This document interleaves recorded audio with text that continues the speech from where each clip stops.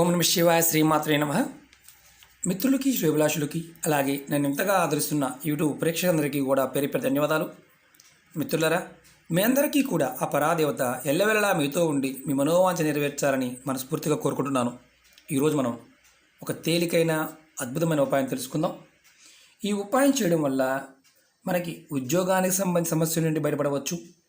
అలాగే చాలామంది అక్క చెల్లెళ్ళు మిత్రులు ఇల్లు అమ్మాలనుకుంటున్నాం గురువుగారు, ఇల్లు అమ్ముడుపోవడం లేదు, మంచి రేట్ రావడం లేదు అని చాలామంది అడుగుతూ ఉన్నారు. ఈ ఉపాయం చేయడం వల్ల మీకు ఆ సమస్య నుంచి కూడా బయటపడతారు. కొంతమంది అక్క చెల్లెళ్ళు మిత్రులు, గురువుగారు మాకు ఇల్లు కొనుక్కోవాలనుకుంటున్నాము, నచ్చిన ఇల్లు అనుకున్న సమయానికి దొరకడం లేదు, ఆటంకాలు వస్తున్నాయి, మాకు ఇల్లు కావాలి అనేవారు కూడా ఈ ఉపాయం చేయవచ్చు. అలాగే మాకు అనుకున్న పనులు ఏదైనా మేము పనిచేస్తున్నాం గురువుగారు, ఏదో ఒక ఆటంకం వస్తుంది, అది ఫైనాన్షియల్ పరంగా కానీ మానసిక పరంగా కానీ కుటుంబ పరంగా ఆటంకాలు వస్తున్నాయి, అది ముందుకు వెళ్ళటం లేదు అనేవారు కూడా ఈ ఉపాయాన్ని చేయవచ్చు. అలాగే వైవాహిక జీవితంలో అనేక రకాలైన సమస్యలు ఇబ్బందులు పడుతున్న వారు కూడా ఈ ఉపాయం చేయవచ్చు. అంటే కుటుంబంలో ఎప్పుడు ఏదో ఒక గొడవ, అంటే మనం సంబంధం లేని విషయాల వల్ల కూడా కుటుంబంలో గొడవలు వస్తున్నాయంటే మనకి జాతకంలో కుజుడు నీచంగా ఉన్నాడని అర్థం. ఎవరైతే ఇలాంటి సమస్యతో బాధపడుతున్నారో వారు కూడా ఈ ఉపాయాన్ని చేయవచ్చు. అలాగే వివాహం త్వరగా అవ్వాలి అనుకునేవారు కూడా ఈ ఉపాయాన్ని చేయవచ్చు. అంటే ఏంటంటే మనకి కుజుడు జాతకంలో నీచంగా ఉన్న నీచగ్రహాలతో ఉన్న మనకి జాతకంలో ఇబ్బందులు అనేవి వస్తాయి. మనం చాలామంది కుజబలం పెంచుకోవడానికి జపాలు చేస్తూ ఉంటాం, పూజలు చేస్తూ ఉంటాం, కందులు దానంగా ఇస్తూ ఉంటాం. అయినప్పటికీ కూడా ఫలితం రాలేదనేవారు కూడా ఈ చిన్న ప్రయత్నాన్ని చేయవచ్చు.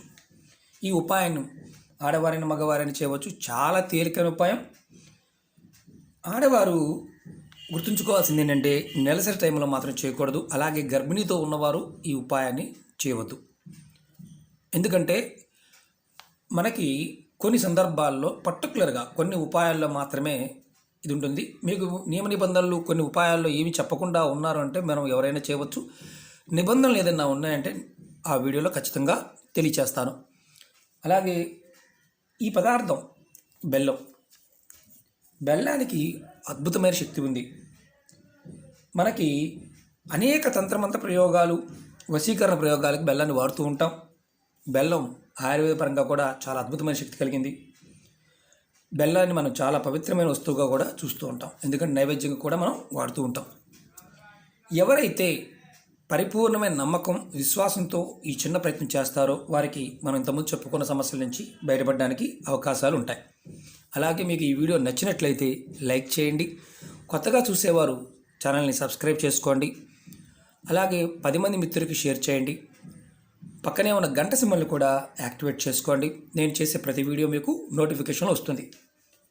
మీరు ముందుగా మంగళవారం రోజున బెల్లాన్ని, గోధుమల్ని, మీ ఓపిక ఉన్నంత వరకు కొంచెం బెల్లం, కొంచెం గోధుమల్ని బ్రాహ్మణులకు కానీ పేదవారికి కానీ దానంగా ఇవ్వండి. ఇలా మీరు దానంగా ఇవ్వడం వల్ల కుజగ్రహం బలపడుతుంది. ఎవరి జాతకంలో అయితే కుజగ్రహం బలహీనంగా ఉంటుందో వారికి త్వరగా దిష్టి తగులుతుంది. ఏ పని చేసినా అనుకున్న టయానికి పూర్తి కావు.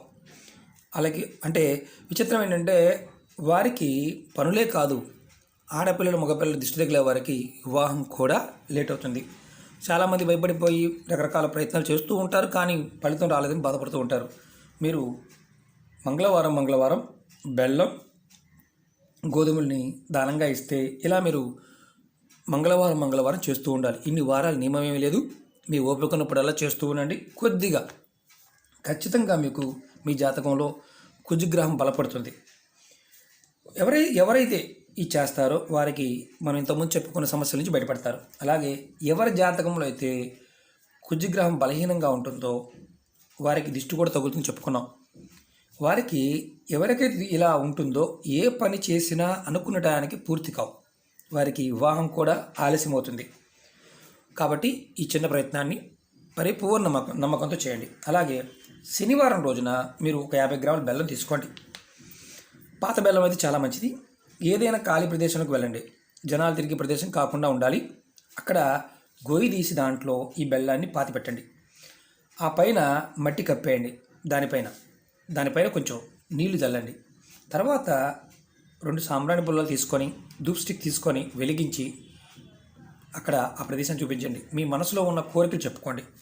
తర్వాత వెనకకి తిరిగి చూడకుండా ఇంటికి వచ్చేయండి. అది మీరు ఎక్కడైనా చెట్టు మొదల్లో కూడా ఈ ఉపాయం చేయవచ్చు. అంటే చెట్టు మొదల్లో అయినా మీరు మట్టి తీసి గొయ్యి తీసి దాంట్లో పెట్టేసి వచ్చేయచ్చు.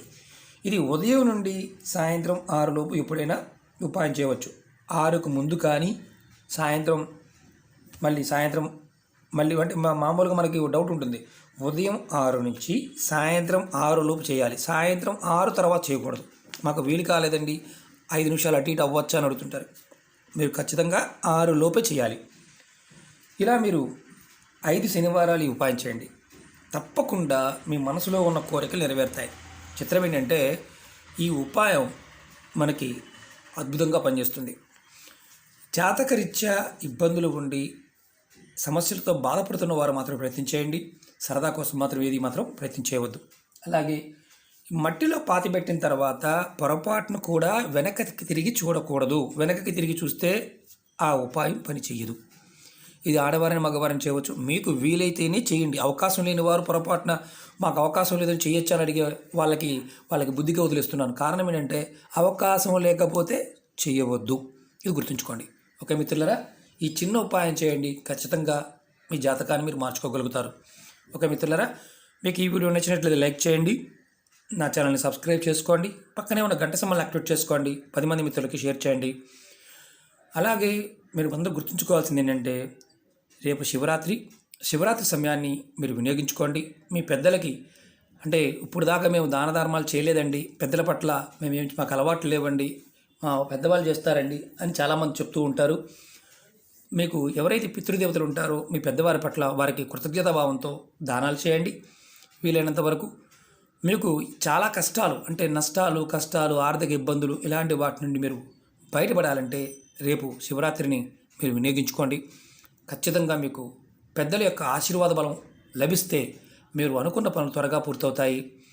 మనం చాలామంది అంటూ ఉంటారు, ఎన్ని పూజలు చేసినా మాకు కలిసి రావడం లేదు, ఎన్ని ప్రయోగాలు చేసినా కలిసి రావడం లేదు, ఏది అవడం లేదు అనేవారికి బలంగా గుర్తుంచుకోండి, మీకు పితృశాపాలు ఉన్నాయని అర్థం. పెద్దల యొక్క అనుగ్రహం ఉంటే ఖచ్చితంగా మనకి మార్పు వస్తుంది. వారి పట్ల కృతజ్ఞతాభావాన్ని మనం కలిగి ఉండాలి. భగవంతుడి పట్ల ఎలాగైతే మనం పూజ చేస్తున్నామో మన పెద్దల పట్ల కూడా ఆ కృతజ్ఞతాభావాన్ని చూపించాలి. మనం అలా చూపించినప్పుడు మనం చేస్తున్న పనుల్లో ఆటంకాలు వస్తాయి, ధనానికి సంబంధించిన నష్టాలు కూడా వస్తాయి. కాబట్టి శివరాత్రి రోజున మీరు శివపూజ ఎంతగా చేస్తారో అలాగే పితృకర్మల అంటే అవిలో కూడా పితృదేవతల పేరు మీద దాన ధర్మాలు కూడా చేయండి. ఒక మిత్రులారా, ఓం నమః శివాయ, శ్రీమాత్రే నమః.